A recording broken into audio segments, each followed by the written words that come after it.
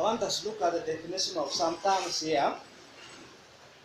Definition of some terms here. Pay attention. We have a term called the traffic act. What is a traffic act? What is a traffic act? The traffic act is a set of laws that govern the use of roads and the expected conduct of road users. It also includes the penalties and fines for the road users who do not abide by these laws. So naonanga traffic police officer anakuanga na kitabu ndogo hivi wakati amekupata kwa makosa. Naelewana? Penalty ya hiyo makosa ambayo umefanya inapatikana kwa Traffic Act. Page 11. Inapatikana kwa Traffic Act. For instance, obstruction. If you obstruct another vehicle, according to the Traffic Act, fine is 10,000.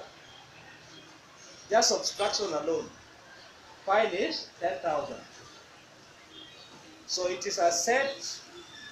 It is the set of laws that govern the use of roads and the conduct and the expected conduct of road users.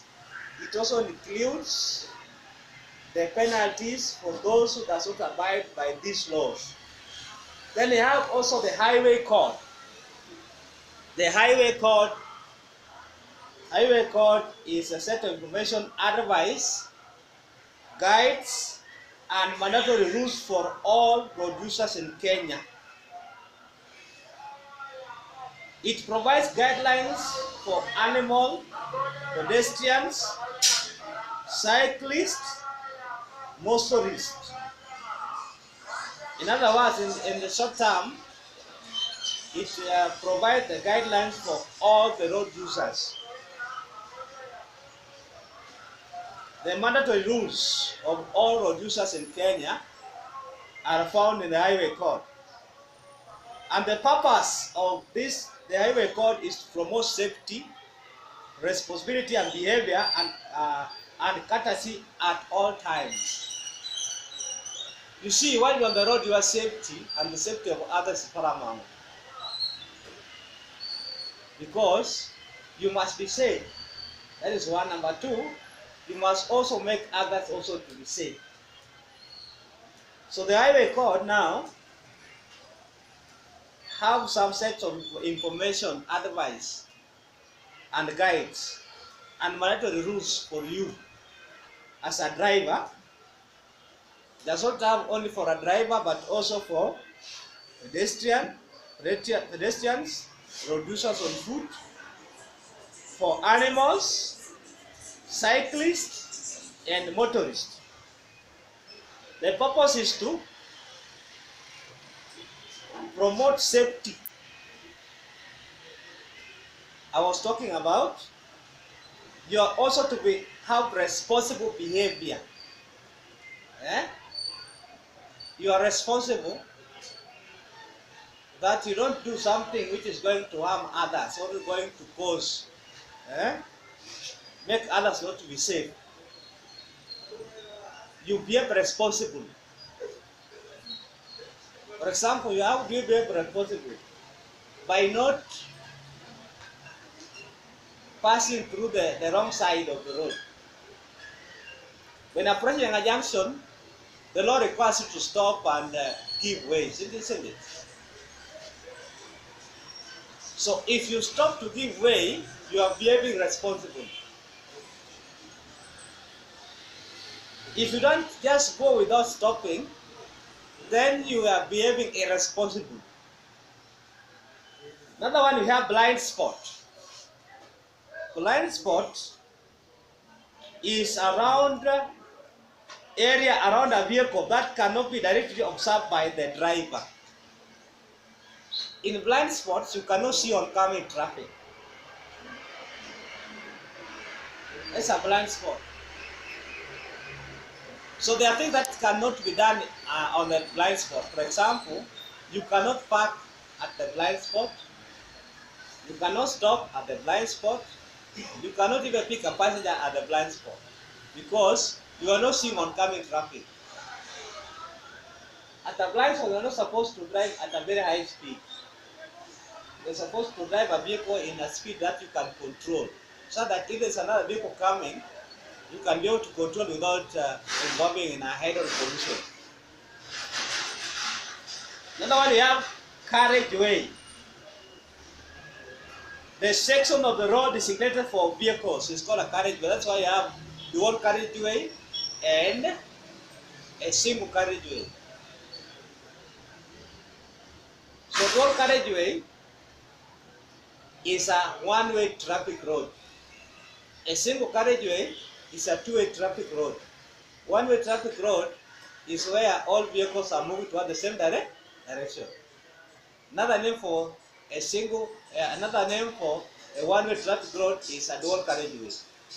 Two-way traffic road is where vehicles are moving towards opposite direction, and therefore another name is a single carriageway.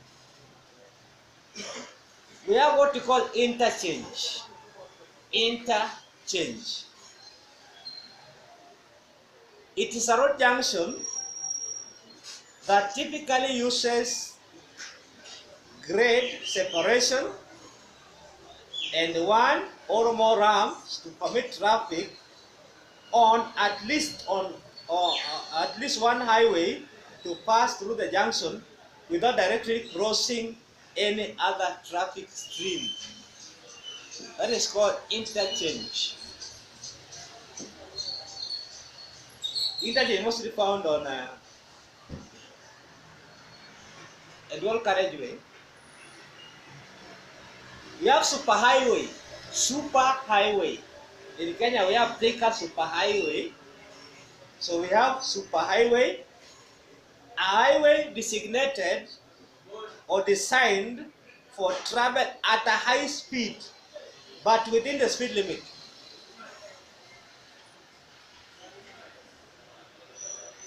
So there is no driving at a low speed on a superhighway. It is designed for travel at high speeds, but within the speed limit. Don't pass the speed limit. For example, the speed limit of Sanuka is 110 km per hour.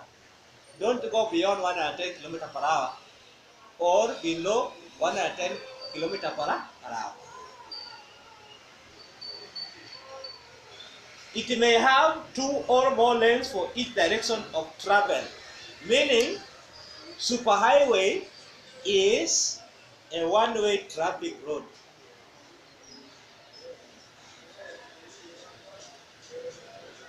Are we together? Superhighway is a one-way traffic road because it may have two lanes or more lanes of each travel of each travel. So you find that this side two lanes, this side also two lanes, or more lanes this side and more lanes this side. Meaning it's a type of road where vehicles are moving toward the same direction. A one-way traffic road. Walkway. Another term is walkway. Walkway is a section of the road designated for pedestrians. It is also called the footpath or sidewalk. So walkway is a section of road designated for pedestrians. And a pedestrian is a road user who is walking on foot. So kuna mahali wametengewa ambao wanatembea. They are also called footpath or sidewalk. Another term is global Positioning System, GPRS, Global Positioning System, GPRS. It is a unit in electronic device used to help the driver navigate through the road to the desired destination. So GPRS is just an electronic device on the vehicle that helps you as a driver to navigate through the road to the desired destination. Maybe you may not know where you are going to. So this is now just like a guide.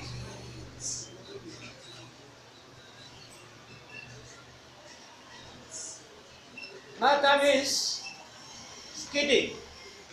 Skidding is another term. Skidding is another term. This is the time and distance covered by the vehicle without its wheels rotating when emergency brakes are applied. When you apply emergency brake, the vehicle might move. And when the vehicle moves, it covers a distance. It covers time without the wheels rotating. Because when you apply brake, you prevent the wheels from rotating. If it's an instant brake, that vehicle will move. That is what we call skidding. Okay, I will come back to skidding. I'll talk about skidding more. We have coasting. Coasting is driving a vehicle on a neutral gear while the clutch pedal is pressed down. This normally spoils the clutch. Okay? When you drive a vehicle on neutral gear and the pedal is pressed down, you are spoiling that clutch.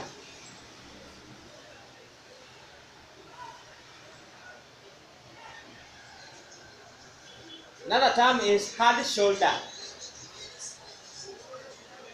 Hard shoulder, there are several bumps put together on a highway. Several bumps put together on a highway is called hard shoulder. Another term is aquaplaning. Aquaplaning is the improper contact between the wheels of the vehicle and the road surface due to road slipperiness or road roughness. When the road is slippery or when the road is rough, the wheels of the vehicle will not be in contact with the ground, so we say improper contact, because of the smoothness of the road or slipperiness of the road or the roughness of the road. So that one we call aquaplaning. Another term is thinking distance. Thinking distance is the time and distance covered by the vehicle from a point where the driver realizes there is need to stop to a point where the brakes are applied, Remember, you have to prepare psychologically when you are going to stop. So that time, that distance you cover by the vehicle from the point where the driver, when you realize that there is need to stop, to the point where the brakes are applied, is what we call thinking distance. Braking distance, another term. Braking distance. This is the time and distance covered by the vehicle from the point where the brakes are applied to the point where the vehicle comes to a stop. Remember, brakes are applied gently and gradually. You just press brake at once. You begin to press brake slowly by slowly. So that distance that you cover as you press brake until you reach where you stop. Now you press it completely. Is what they call braking distance. Are you getting something? Are you getting something? Another term is overall stopping distance. This is This is addition of thinking distance and stopping distance. That is why it is recommended that when you are driving a vehicle behind another vehicle, you are supposed to give at least 70 meters between you and the vehicle in front of you, because there is what we call taking distance and breaking distance. If you add the two, we come about overall stopping distance. Another time is creeping. Creeping, this is a slow movement of the vehicle in front, especially at a junction without mostly the notice of the driver, as he or she await for the oncoming vehicle to pass. The vehicle just moving slowly. The vehicle is moving slowly in front at a junction without you noticing. The vehicle moves slowly without you noticing. When the vehicle moves slowly in front without you noticing, maybe you are waiting for the oncoming traffic to pass or the oncoming vehicle to pass. That is also called creeping. Cutting in. Cutting in is the sharp change of direction in front of the other vehicle after you have overtaken it, due to fear of the oncoming vehicle. So you have overtaken the vehicle that is in front of you, then you don't leave a space, you just change direction very fast. That's what they call cutting in, because of fear of oncoming traffic. You fear because nobody will see death and then you wait for death to come.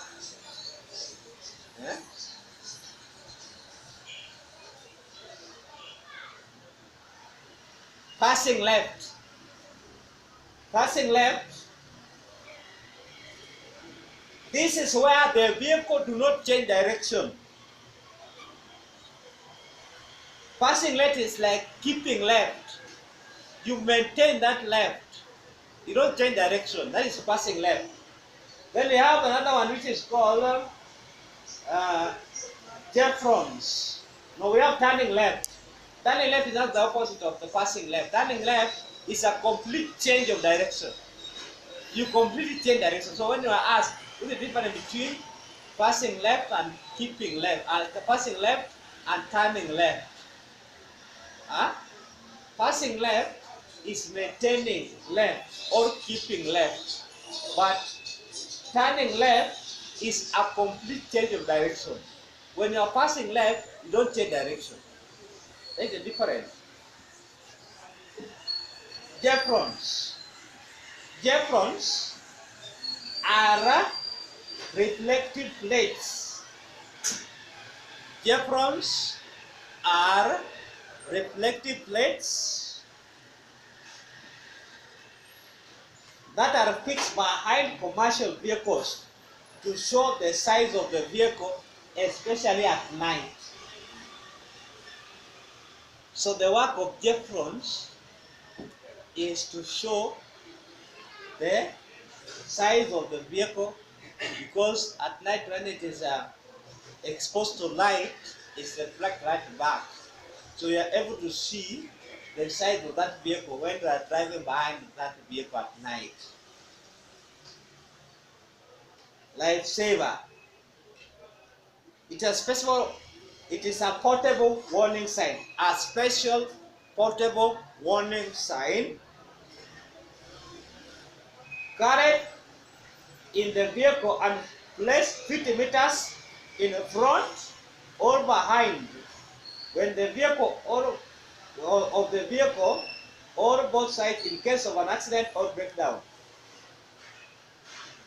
Wakati unapata breakdown ama accident, unaiweka 50 meters mbele na nyuma. It's a warning sign so that other people may know that there's a vehicle that there's a breakdown, the vehicle that's broken down and iko kwa barabara. Sasa when you see a lifesaver, you're supposed to begin slowing down, isn't it? Warning signs always make you to slow down. Another one is a drift. Drift is a dry river that crosses the road. A drift is a dry river that crosses the road. It's also called river bend. It's also called river bend.